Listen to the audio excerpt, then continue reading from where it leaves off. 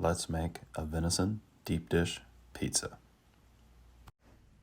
First, we're going to start by making our dough. We're going to put our honey, our yeast, and our olive oil in our lukewarm water, and we're going to let that bloom. Then we're going to start with our flour and our other dry ingredients. We're going to give that a bit of a mix and wait until our yeast blooms. And once our yeast is bloomed, we're going to add that to the dry ingredients and let it mix on medium speed for 2 to 3 minutes. And once that mixes for 2 to 3 minutes, we're going to take it out of our bowl and shape it into a dough ball, giving it a nice tight surface tension. And then we're going to put it back into a greased bowl and let that sit until it's double in size. Next, we're going to mix our spices with our ground venison.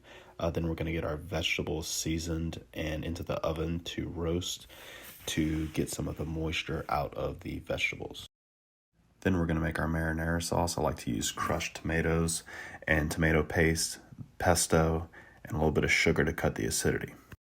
Next, we're going to brown our sausage and get that nice and crispy to where we can put it into the pizza.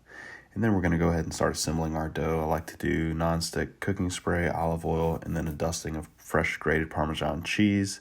And then we're going to go in with the dough and we're going to press that out into a cast iron pan, pushing it all the way up into the sides.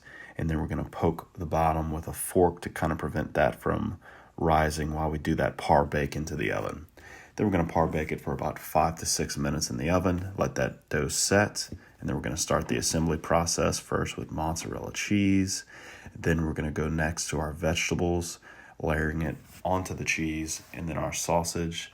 And lastly, we're going to add about 1/2 to 3/4 of our marinara sauce that we made. And then we're going to bake that off for 15 to 20 minutes until the crust is golden brown. Into the oven at 425, and then finish it with a little bit of fresh Parmesan. And there you have it, a venison deep dish pizza.